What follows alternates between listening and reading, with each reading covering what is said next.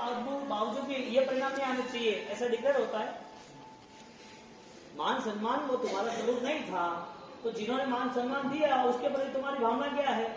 तुमने मुझे बहुत मान सम्मान दे दिया, तो क्या हुआ? आप मेरे हो गए। जिसने मेरा अपमान किया वो पराये हो गए। यानी कि मेरा राग और द्वेष से जुड़ना मेरा धर्म था या मुक्त होना मेरा धर्म था? यानी राग द्वेष के साथ ही धर्म करना था कि राग द्वेष को त्याग करके धर्म करना था? मन की स्थिति वो ऑलरेडी ऑब्जर्व करता है, वो चेक करता है। यहाँ पर एक कथा लंबी आई, कहने का मतलब एक राजकुमार, फिर तो राजा आया, राजा ने क्षमा मांगी और क्षमा मांगने के बाद उसने बोला क्षमा हुआ कुछ नहीं होती है, दीक्षा लेनी पड़ेगी। दीक्षा दी दोनों को। कितने भद्रिक आत्मा थे, हाँ कितने भद्रिक थे, आया हूँ देखो कि पास कोई भी लाभ तो लेना पड़े नहीं करो। अरे ना ना ना पात्र बंद करो, झट को बेरा हो। अरे अतरू को वापरे के थे क्या मुक्का अतरू मेली उतरे माय नहीं हाले। अरे बाप नहीं हाले नहीं, आप वापर पड़े थे बाप से पधारो। अरे बाप से माफी दे दो, माफी का दे दो, बाप से बनू थोड़े माफी मंगवा जाओ तो मौका को था बासी बनने दो। बासी नहीं मरी है, बासी भक्ति करने के, बासी भक्ति करनी, बासी बनने को कौन मारेंगे? हाँ क्षमा याचना मांग रहे, क्योंकि क्षमा याचना नहीं होगी आपको दीक्षित करना पड़ेगा। जी बाबू साधु बने, दोनों साधु बने। कितने सरल भद्रिक परिणाम होते हैं धर्म करने वाले के। हमें हमारे मन के स्तर पर सरल भावना चलेगी, अनित्य भावना कंप्लीट हुई और कथानक में स्थूलीबद्ध सूरी चले। इसी तरह सकाम निर्जा राजेंद्र को उसका है, वो सकाम निर्जा का वो भवदेव मुनि का आएगा, बहुत ही जबरदस्त है जम्बू कुमार का। इसकी एक छोटी सी कड़ी ले लेते। भवदेव मन मा विचारता हो वाला, संयम खारानी धार लाल रे, क्यारे जमुने मळु एहने हो वाला, मारा मन माचे नो विचार लाल रे, नवली नागीला मने सांभरे हो वाला, नवली नागीला मने सांभरे। सकाम निर्जा का दृष्टांत है। राजेंद्र पुष्प में संवर, संसार, समीग्न पाक्षिक, ऐसे ये सकाम निर्जा। और 16 भावनाओं के अंतर्गत अनित्य भावना पूरी हुई, असरल भावना चल रही, वो दोनों पैरेलल है।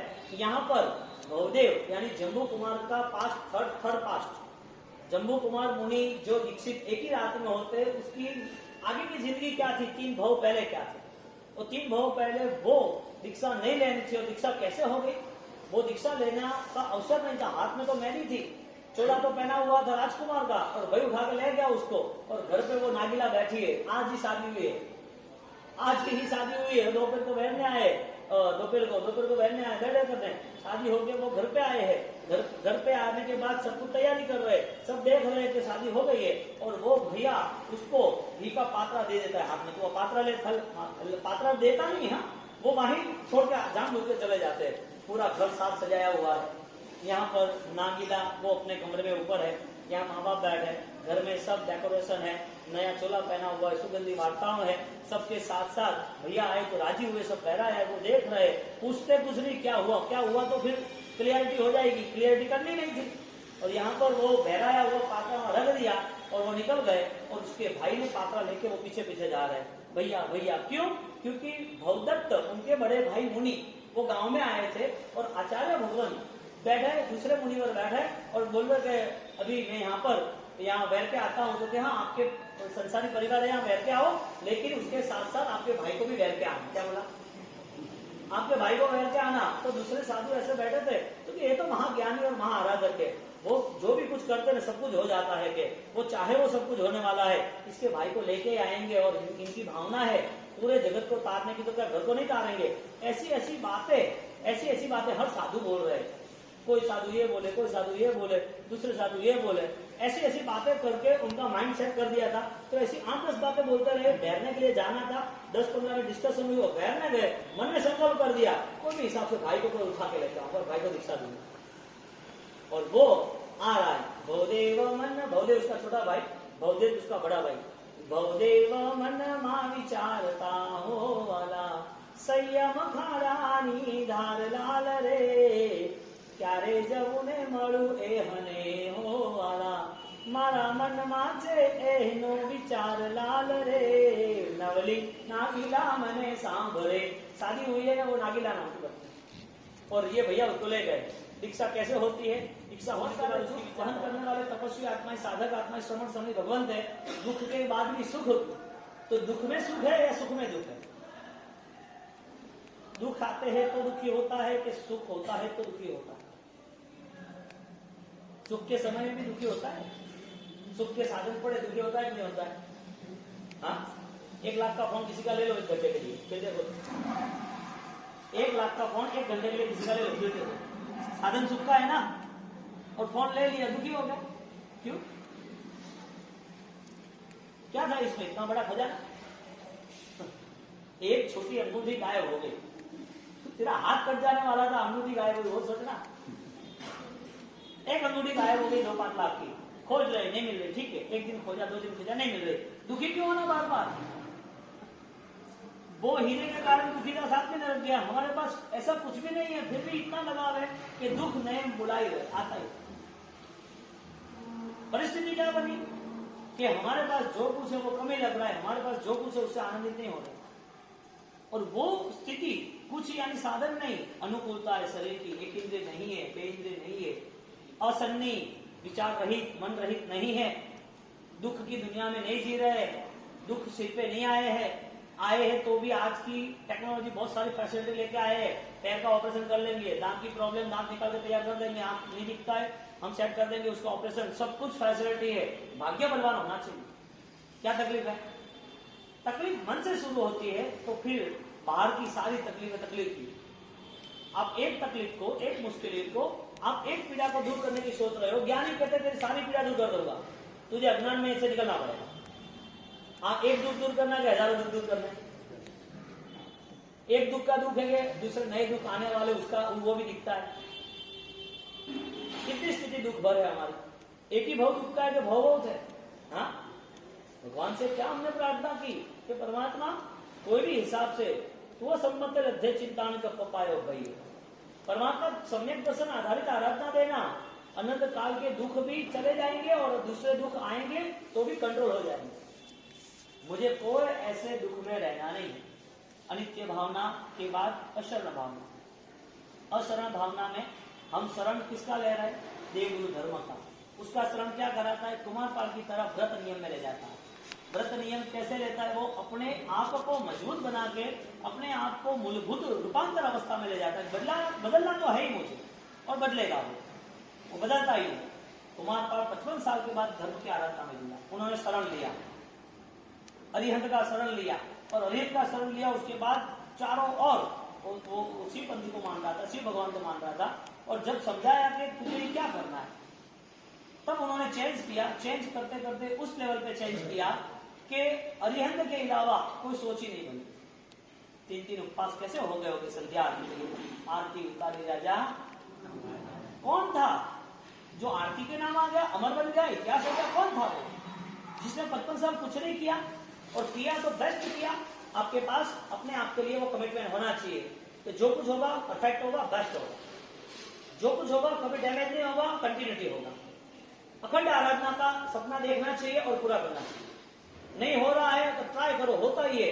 धर्म महासत्ता है, धर्म से जुड़ा है वो सब कुछ पा सकता है, लेकिन धर्म को यदि खिलौना समझ लिया, कभी यूज किया कभी छोड़ दिया, ये सारी चीजें मूर्खता भरी यातना है और कुछ, क्योंकि पता ही नहीं है कि धर्म की व्याख्या क्या हो सकती है।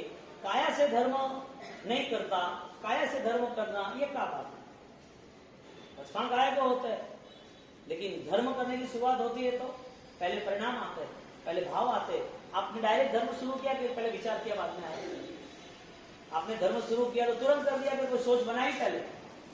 हाँ, पहले सोच बनाई ना कि मुझे करना है। छोटा बचपन था तब तक मम्मी ने सिखाया कि जय जय राजा मंदिर में जाना, मंदिर में पूजा करे, उसके साथ गए, उसको धूप दीपक कराया। जब वो प्रारंभ किया, प्रारंभ करने के बाद अब बड़े हो गए, उसे कहना पड़ता है, यानी कि मन में तो भावना तो है धर्म करने की, तो मन जैसे बड़े होते गए धर्म को समझते गए, ऐसे बड़े होते होते मन पाप को भी समझता गया, क्योंकि पास्ट टेंस मेमोरी कनेक्ट है। और अब परिस्थिति ऐसी आई कि ये रिजल्ट मम्मर सेठ का है और ये रिजल्ट कुमार का है। शरण किसका स्वीकारा? उसे खत्म कर दे, उसे दुर्गति में रह जाए, उसकी दुर्बुद्धियां बढ़ती रहे, उसका जीवन अशांत रहे, ऐसा शरण स्वीकारना, या ये सारी चीजों का कंट्रोल करके, सारी चीजों को चेंज करके, सारी चीजों को स्वीकार करके भी उससे श्रेष्ठ कुछ है वो शरण स्वीकारना। चत्तारि शरणम अरिहंते शरणम मोहितामि सिद्धे शरणम साहु शरणम। कौन है अरिहंत? सुबह उठते ही पता चला अनंत सिद्धों को मुझे बनना करना, मेरा स्वरूप भी है, मुझे वहां तक जाना, मैं उनके सहारे ही यहाँ बैठा हूं। परमात्मा मुझे आप जैसा कब बनाओगे, आपके पास कब मुझे अब बुलाओगे? ये रोज परमात्मा के साथ स्वस्वरूप की आराधना करनी चाहिए। परमात्मा के साथ हमारी आध्यात्मिक स्थिति का निरूपण करना चाहिए। कुछ भी गलतियां हो रही है तो उनके साथ बैठ के रिक्वेस्ट से, परमात्मा ये सारी गलतियों से छुड़ाओ ना, ये क्यों हो रहा है मेरे जीवन में, मुझे माफी दो। ऐसी बात साधक हर बार उनके साथ जुड़ता है, करता है। संभव पावक किसके शरण में? देव, गुरु और धर्म के शरण। सर्व पाप का नाश कौन करेगा? देव और गुरु। देव गुरु ने रास्ता बताया, वो धर्म। तो जो आराधना करते हैं उसकी आराधना का प्रारंभ मन से होता है। मन ने यदि चालबाजी की, धोखाधड़ी की, विश्वासघात किया, तो उस मन पर चौके लगा दो, ले बेटा आपको खा। इसके लिए कंटिन्यूटी स्वाध्याय, शास्त्र अभ्यास, परमात्मा की बातों को बार बार सुनना, बार बार वापिस घूटना, बार बार वापिस वो बातों का रंग चढ़ना, और वो बातें जब जीवन में आती है तो उत्सव आनंद से जीवन जीना। क्योंकि आत्मा का स्वरूप कभी खत्म नहीं होता है। शरीर खत्म होता है तो आज हो जाए, आत्मा का स्वरूप खत्म नहीं होता है। मेरे को कुछ भी गंवाना हो तो मैं तैयार हूं, कुछ भी छोड़ना हो तो मैं तैयार हूं, कोई भी लूट जाए तो भी तैयार है, कुछ कम हो तो भी तैयार हूं। लेकिन एक शर्त है, मेरी भाव में कमी नहीं आनी चाहिए। यानी कि भाव में कमी हो और बहुत कुछ हो तो उसकी हालत भिखारी के लाभ चलती। जैन शासन में जन्म मिला और जैन शासन का कुछ न मिला, एक ऐसा आश्रम मिला। किसने जन्म? कुल कौन सा मिला? मर्यादा किसने सिखाई? धर्म किसने सिखाया? हाँ, जीव दया का पालन। जाओ दुनिया में चारों ओर क्या क्या कर रहे, चाइना देखो, सब इंसान को खा रहे हैं, जानवर को तो खाता है, आदमी को खाना शुरू कर।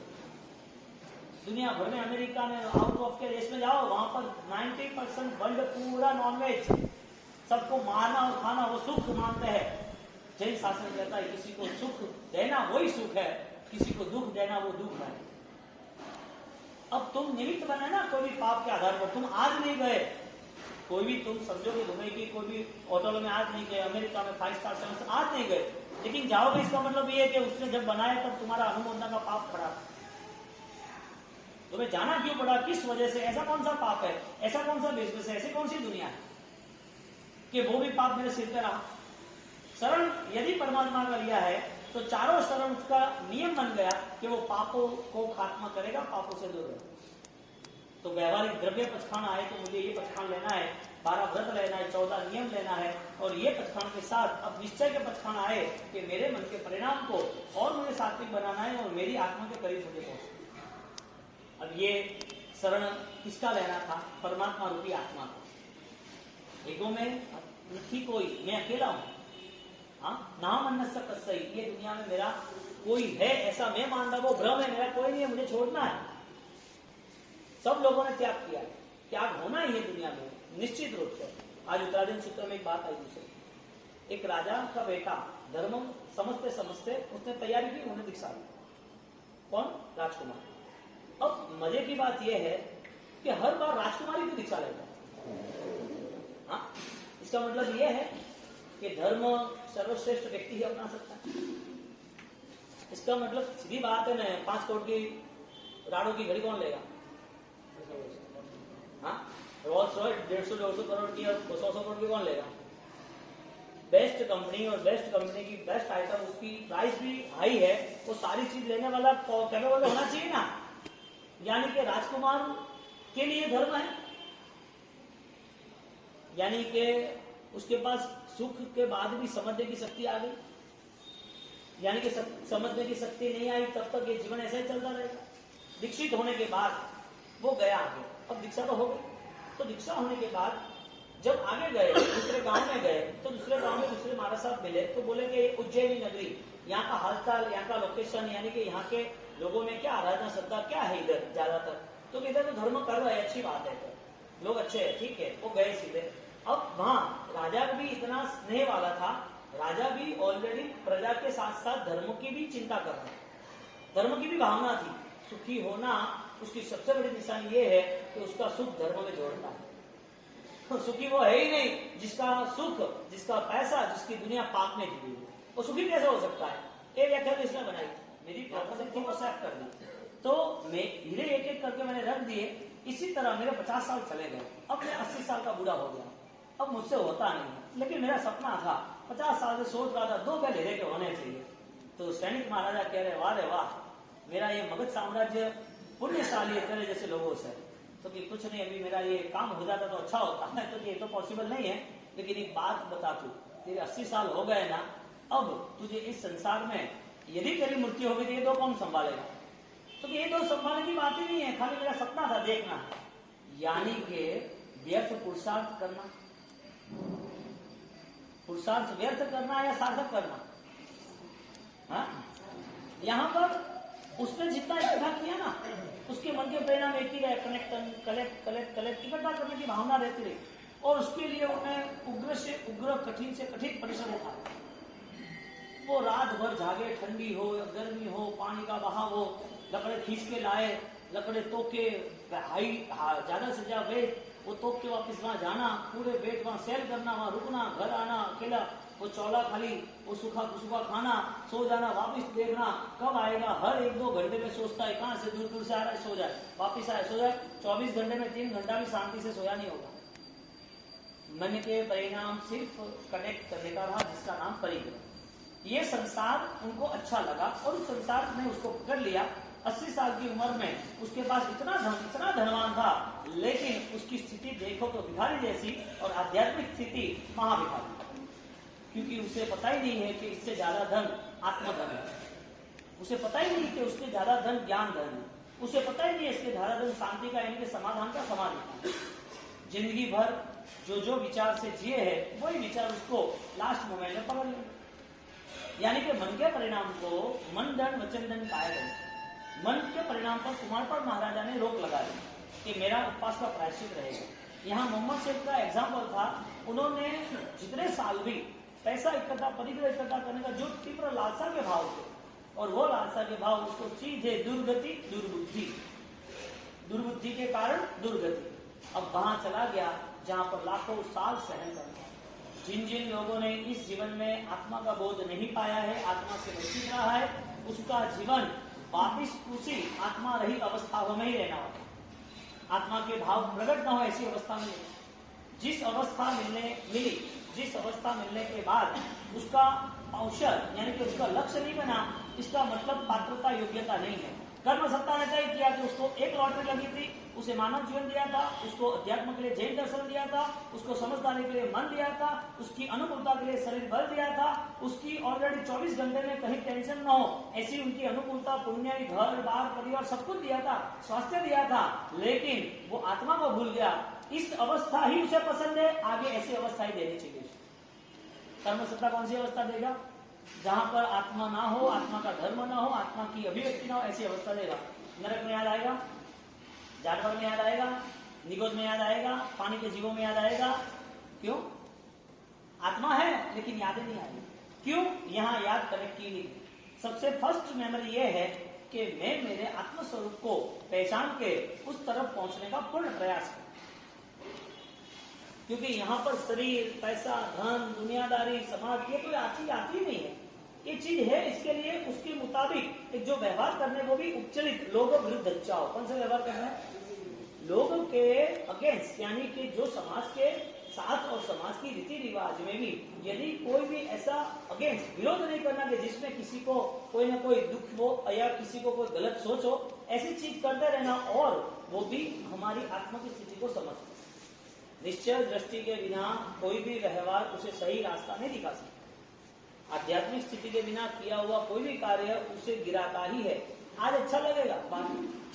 तो यहाँ पर जब मोहम्मद शेख वो मरता है तो उनके इतिहास में केवल यानी भगवान कहते हैं धनवान वो अध्यात्म क्षेत्र में जीरो होने के नाते मिला हुआ अवसर गमाया, वो सीधा नरक का अतिथि बन दुर्गति में चला गया। जो सारा इकट्ठा किया हुआ था वो कहाँ गया होगा?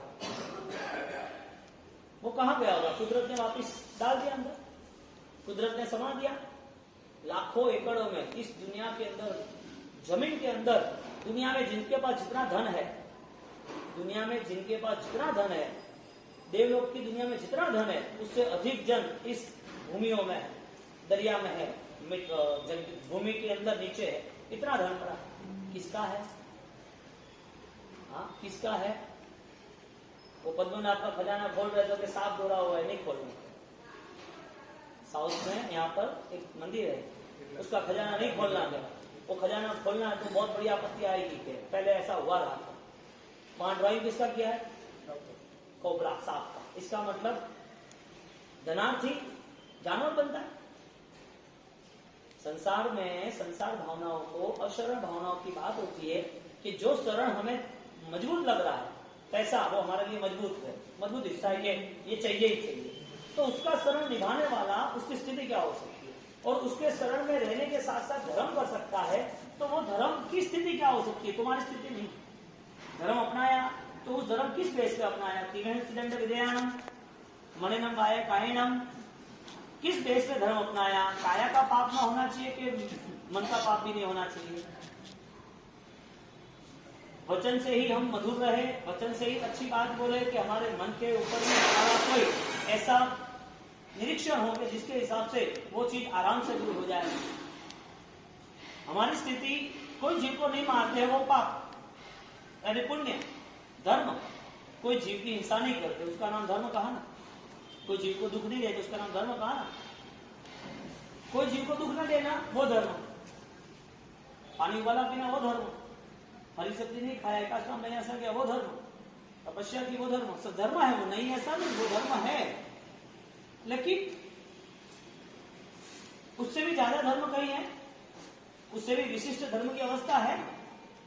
इस सूत्रों में लिखा है गंधर्व तिविहण तिदंड, तिविहण तिदंड, 3 प्रकार के मन वचन काया करण कराण अनुमोदन। आपने बोल दिया ना कि ये बढ़िया रोड बना है, ये प्लान बहुत बढ़िया है, ये रिसेप्शन बहुत बढ़िया था, उसके रिलेटिव जितने भी पाप थे ना वो सिद्ध जाएंगे वचन के पाप। तो क्यों बोला? आपको क्या मिला? यानी कि अज्ञान अवस्था में सारे पाप पकड़ लेते हैं। एक आदमी वो अच्छी जगह पर जाता है घूमने खाने पीने या अच्छी चीज लाता है, ये बढ़िया है तो ये ले लेते हैं, अच्छी बात है, न लेना देना, जिसे अनर्थ दंड कहते हैं, अनर्थ दंड। इसके लिए भगवान ने वचन को भी पाप बोला। वचन में क्या मारना है? वचन को किसी को मारना है क्या? लेकिन वचन में कितने लोग मर गए? हाँ, वचन में कितने लोग? युद्ध होगा ही होगा, युद्ध करेंगे, करो बोला, ऑर्डर दिया तो पाप खड़े हो। मन में पाप है या वचन में पाप है? काया में पाप है या मन में पाप है? पाप है तो वो पाप रखना है कि निकालना है? निकालना है तो फिर मन का परिणाम को चेंज करने के लिए ज्ञान दशा या ज्ञानियों की शरण या ज्ञानियों के साथ उनके वचनों का पालन, वो कितना समय हो सकता है? शरण किसका स्वीकारा है? संसार का शरण स्वीकारा है, क्योंकि अनित्य जैसी भावना में साधन आते हैं, ऐसी शरण भावना में स्वीकार आता है। अनित्य चीज जो साधन है उसका साधन के प्रति हमारा लगाव है, और जहां अशरण भावना आती है अनित्य के बाद, तो अशरण भावना में हमारे जाना है, शरण लेना है हमें। हम कौन सी चीज से ज्यादा जुड़े हुए हैं, और वो सारी चीज जितने जुड़े हुए वो सारी चीजों से हमारा लगाव यदि नॉनस्टॉप रहता है तो लगाव छोड़ रहे हो कि लगाव लेके जा रहे हो? लगाव वाली चीज छूट रही है कि लगाव वाला मन का भाव छूट रहा है? जब मोहम्मद सेठ उसके लिए कह रहे कि वो नरक का अतिथि हुआ, दुर्गति में गया, तो उसने पाप कौन से किए? किसको मारा, किसका पैसा लूटा, किसकी गेम की? उसने पाप कौन से किए? यानी कि मन के पाप का भी रिजल्ट हो सकता है, विचारों के पाप का कोई रिजल्ट है या नहीं है? इसके लिए हर बार परमात्मा ने मति ज्ञान, शुद्ध ज्ञान, अवधि ज्ञान के व्यवहार में रहने का कहा। सज्जाय सदीशाओं, सज्जाय करो, स्वाध्याय में मैं रहूंगा। अब एक सामायिक का सौभाग्य न हो, समय अवसर मिलने के बाद भी उनके पास आराधना का कोई विचार ही ना हो, इसका मतलब मन में 24 घंटे में जो आराधना होनी चाहिए वो नहीं हो रही है, उसके अलावा बहुत कुछ हो रहा है। उस मन के पापों को निरीक्षण करना हमें नहीं देता। मन के पापों का प्रायश्चित करने के लिए हमारे पास तैयार नहीं है। आप सब उद्यान करोगे तो उद्यान में प्रायश्चित लिखना आएगा हर चीजों का। कोई चरवल भूल गया, चरवला गिर गया, चरवला टूट गया, या फिर कम्बल ओढ़ने रह गई, या फिर मोमबत्ती गायब हो गई, या फिर खमासना देना था और खमासना देते देते जोर से खमासना दिया तो कोई आसपास की चीज थी वो टूट गई, या तो फिर हमारा कम्बल था वो गायब हो गया। क्रिया के नाम के प्रायश्चित के लिए हम तैयार है, मन के नाम के समाधान के लिए, अशांति के लिए, संदेश के लिए हमारे पास कोई सॉल्यूशन नहीं है। Very good. तो शास्त्र ये कह रहे हैं हमें ये करना है, रिजल्ट ये है, तो हम किस हिसाब से कर रहे सब? हमारा कोई बेच तो होगा ना, कोई बिना फाउंडेशन तो कुछ होता नहीं। कोई गहना देखा ऐसे आपको हाथ में दे दे कि बॉक्स में देता है, तो सब्जी वाले थैली रखता है उसके पास, थैली में सब्जी रखेगा। तो गहना होता है बॉक्स में होता है कि डायरेक्ट दे देता है? एक बॉक्स भी उसे चाहिए गहने के सपोर्ट में। धर्म का भी सपोर्ट है, वो उसका विचार, उसकी आत्मा, उसकी पवित्रता।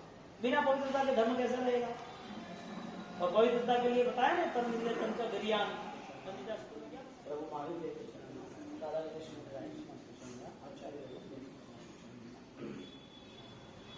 प्रभु महावीर की परंपरा जैन शासन की शाश्वत परंपरा में जुड़ती है। और शाश्वत परंपरा वो साधक कहाँ भी हो, कहीं भी हो, कैसा भी हो, यदि जुड़ गया तो आत्मा ही होता है, कोई जुड़ गया। तो इस परंपरा में पर्टिकुलर कोई व्यक्ति नहीं है, पर्टिकुलर कोई क्रिया नहीं है, पर्टिकुलर कोई स्थान नहीं। यदि साधना का अनुष्ठान यदि ऊंचाई से करता है तो वहां पर एक बात निश्चित आती है, साधना इज इक्वल टू आत्मा। साधना आत्मा के आधारित होती है। वो व्यक्ति अपने आप को महसूस करता है, अपने आप को भाग्यशाली समझता है। जगत के अंदर अनंत काल की यात्राओं के अंदर उस अनंत काल में उन्होंने जो देखा वही माना, जो सत्य है वो मानने की तैयारी नहीं की। जो पास में है, करीब में है, वही उसे अच्छा लगा, बाकी वास्तविक क्या है वो उसे दिखता ही नहीं। भगवान ने नजर को बदलने के लिए एक रास्ता बताया जिसका नाम है सम्यक दर्शन। नजर यानी दर्शन, देखना। तो सम्यक दर्शन आधारित आराधना साधक ही कर सकता है। जिसको कुछ पाना है वही कर सकता है। जिसे कुछ जा रहा है फिर भी कोई प्रॉब्लम नहीं है, वो लुटाने के लिए तैयार है। लूटने वाले क्या करेंगे? लूटने वाले कितना लूट के जाएंगे? मुझे खुद को लुटाना है ना। संसार बिछड़ रहा है, उसमें उसे कोई प्रॉब्लम, क्योंकि संसार जब भी मिला तब उस संसार में धोखा ही दिया, विश्वासघाती किया। जैसे अनित्य भावनाओं में चीज अनित्य है, जो चीज नाशवंत है, इसी तरह अशरण भावनाओं में जो शरण लिया रक्षा के लिए उसने ही घात कर दिया। जो रक्षक समझते थे वही भक्षक बन गए। तो शरण भावनाओं में पता नहीं चलता कि कब कौन कौन सी गेम खेल रहता है। हमें लग रहा है कि हमारा सहायक है, वो हमारे साथ रहेगा। तो शरण इस संसार में कुछ है तो वो है पंच परमेश्वर। पांचों का जो शरण है, सत्कार शरण में पहुंच जाओ, अभियंत शरण में पहुंच जाओ, सिद्धे शरण में पहुंच जाओ, साहू शरण में पहुंच जाओ, केवली बंद तो धम्मो शरण में पहुंच जाओ। केवली प्ररूपी धर्म जो है उसका शरण ही मुझे देव गुरु के साथ जुड़ेगा। देव गुरु के साथ मुझे रहना है तो मुझे धर्म समझना पड़ेगा। और धर्म की अभिव्यक्ति है कि तुम मन वचन काया से वचन काया के अपराधों से मुक्त होने की तैयारी कर रहे हो। शब्द क्या रखा? दंड विलयान। तीन मन वचन काया, तीनों दंडों से मुझे मुक्त होना है, तीनों अपराधों से मुझे मुक्त होना है। दंड विलयान। अपन कहते हैं मणिनम बाय कायनम न करी न कार्य। मन वचन और काया, मन से वचन से काया से जो अपराध हो रहे उससे मुक्त होने का अभिमान। इसके लिए कुमारपाल महाराजा 55 साल के बाद जब धर्म का शरण स्वीकारा तब वो शरण सत्य स्वीकारा। ऐसे ही धर्म करना और हो गया ऐसी कोई बेवकूफी नहीं थी, ऐसी कोई मूर्खामी नहीं थी। उन्होंने शरण स्वीकारा, धर्म का स्वीकारा, और धर्म का शरण ऐसा स्वीकारा कि उन्होंने जीवन में कभी भी वापिस वो धर्म से छूटने की इच्छा नहीं हुई, धर्म से दूर होने की भावना नहीं हुई। और उनकी एक कलश नीचे आ गया, नीचे कलश, धर्म की भावना नहीं हुई उनको। क्यों नहीं हुई?